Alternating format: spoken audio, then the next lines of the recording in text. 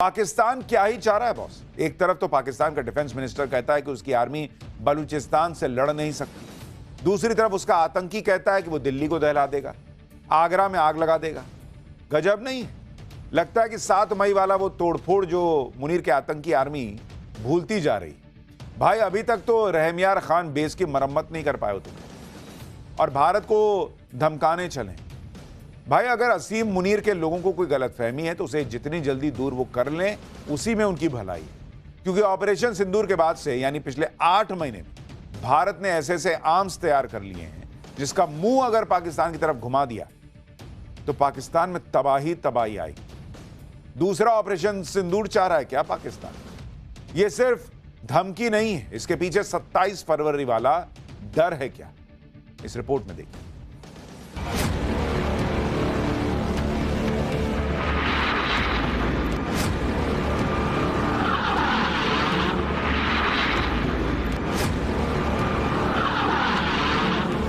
मैं शांति का अटल प्रहरी खड़ा हूं। यदि दुष्ट नेत्र इस निश्चलता को भंग करने का साहस करें तो मैं उद्भिद शांति का उग्र प्रवर्तक बन उठूं। अचूक, अभेद्य, सटीक जुड़ता है, जिसका जब भी जिक्र आता है दुश्मन थर्राता है, उसे इंडियन एयरफोर्स कहा जाता है।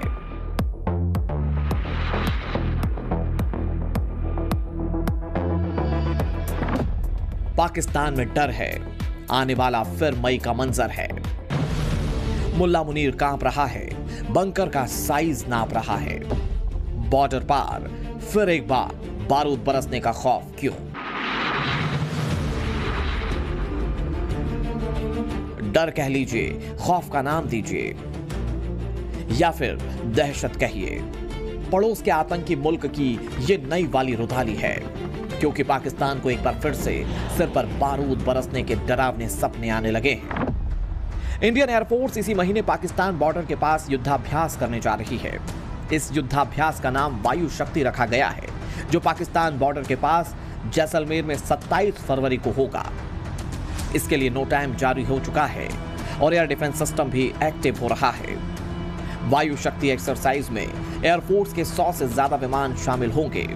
खास बात यह है कि एक्सरसाइज में वो सारे फाइटर जेट और एयर डिफेंस सिस्टम एक्सरसाइज का हिस्सा होंगे जिन्होंने ऑपरेशन सिंदूर में पाकिस्तान के आतंकी ठिकानों पर बारूद बरसाया था, जिनमें anti aircraft gun, anti drone system, operational readiness platform शामिल हैं। इसमें आकाश मिसाइल सिस्टम के साथ साथ आर्मी की L-70 गन भी तैनात रहेगी। एक्सरसाइज के दौरान पूरी तरह से युद्ध जैसा माहौल तैयार किया जाएगा। यही वजह है कि जिन्ना के मुल्क में अभी से मातम पसर चुका है। 27 फरवरी को एयरफोर्स के वायु शक्ति युद्धाभ्यास में फाइटर जेट राफेल, सुखोई 30, तेजस, मिग-29, जगुआर, मिराज 2000 दिखेंगे। अटैक हेलीकॉप्टर प्रचंड भी एक्सरसाइज का हिस्सा होंगे। एक्सरसाइज को देखने के लिए कई वीवीआईपी भी इनवाइट किए गए हैं। खास तौर से कई देशों के दूतावासों से करीब 40 ऑफिसर एक्सरसाइज देखने के लिए मौजूद रह सकते हैं। ऑपरेशन सिंदूर के बाद भारत की युद्ध नीति बदल गई।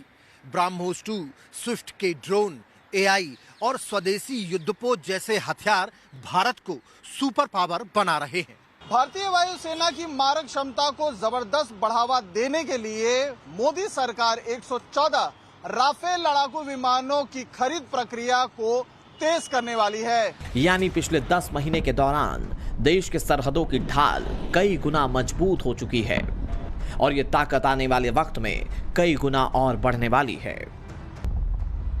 सरकार ने साल 2026-27 के केंद्रीय बजट में डिफेंस सेक्टर के लिए 7,85,000 करोड़ रुपए का भारी भरकम फंड आवंटित किया है। कुल बजट में से 2,19,000 करोड़ रुपए खास तौर से सेना के आधुनिकीकरण पर खर्च किए जाएंगे। 63,733 करोड़ रुपए लड़ाकू विमानों और एरो इंजन की तकनीक को बेहतर बनाने के लिए रखे गए हैं। बजट का एक बड़ा हिस्सा नए रडार सिस्टम को खरीदने में इस्तेमाल किया जाएगा। ऑपरेशन सिंदूर के बाद हमारी सेनाएं करीब हर महीने युद्धाभ्यास कर रही हैं। नवंबर में जैसलमेर में तीनों सेनाओं ने बड़ी एक्सरसाइज की थी। इतना ही नहीं, देश के आर्मी चीफ साफ कह चुके हैं कि ऑपरेशन सिंदूर ट्रेलर था।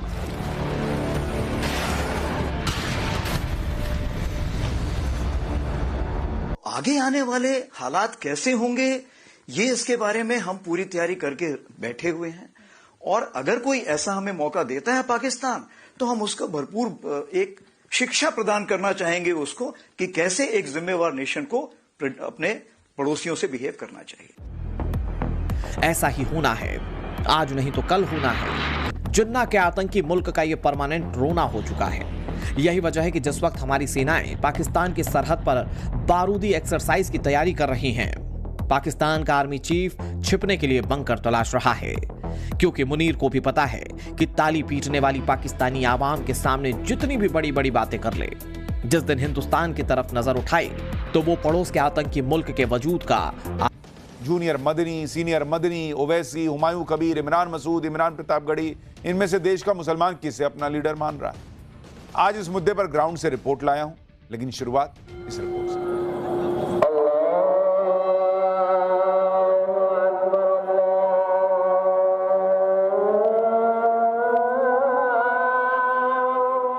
राजनीति में धर्म या धर्म की राजनीति, सवाल ये आज का नहीं है। आजादी के बाद से सेकुलर भारत की राजनीति में ये बहस आम रही है।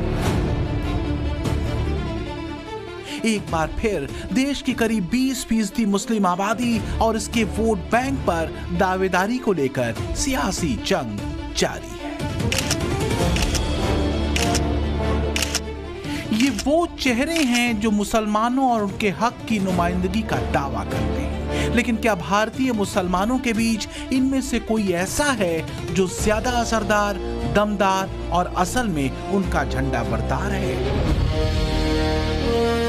आखिर क्या वजह हो गई कि पिछले कुछ अरसे से मुस्लिम वोट बैंक की सियासत करने वालों के चेहरों की रंगत उड़ी हुई? क्या दक्षिण से चली किसी हवा का असर है?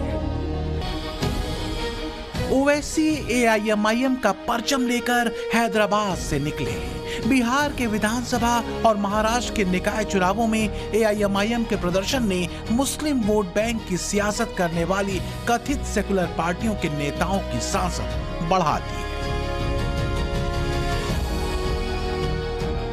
सवाल है कि क्या 26 में बंगाल की धरती पर ममता की मुसीबत बढ़ने वाली है? 27 में यूपी के समर में अखिलेश की फजीहत होने वाली है? बड़ा रोचक है बैटल ऑफ नॉर्थ और बैटल ऑफ ईस्ट।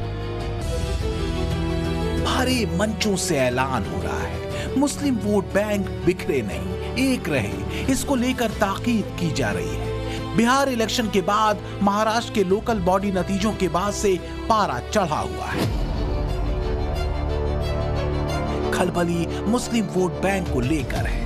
ओवैसी की राजनीतिक लाइन से भले नाइत्तफाकी न हो, भले कट्टरपंथी लकीर से कोई परहेज न हो, लेकिन फिर भी सेक्युलरिज्म की दुहाई देते मौलानाओं के धार्मिक जलसों में सियासी सूचनाएं दी जा रही। तो मौलानाओं से लेकर कथित सेकुलर दलों के नेताओं के निशाने पर ओवैसी है। ओवैसी को हदों में रहने की ताकीद दी जा रही है, संदेशे भिजवाए जा रहे हैं ताकि नॉर्थ और ईस्ट के बैटल में कथित सेकुलर दलों के हाथों से सत्ता फिसल न जाए गई। नॉर्थ का बैटल यानी उत्तर प्रदेश और ईस्ट का बैटल मतलब खास तौर से बंगाल। बंगाल में इसी साल चुनाव होने हैं। ममता की सत्ता का एक बड़ा आधार मुस्लिम वोट बैंक रहा है। तो वहीं 2027 में यूपी में चुनाव होने हैं और मोटे तौर पर यहां अखिलेश की पार्टी को मुस्लिम वोट एक मुश्त पड़ता रहा है। ओवैसी इन दोनों ही राज्यों में बड़े लक्ष्यों के साथ मैदान में उतरने का ऐलान कर चुके हैं।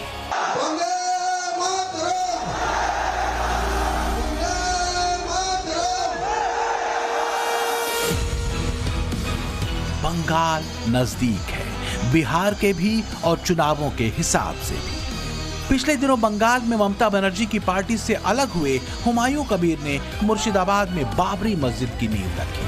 तब से मुस्लिम वोट बैंक के एक अहम दावेदार के तौर पर उनकी गिनती भी हो रही। वो तो खुद को बंगाल का ओवैसी तक कहते हैं।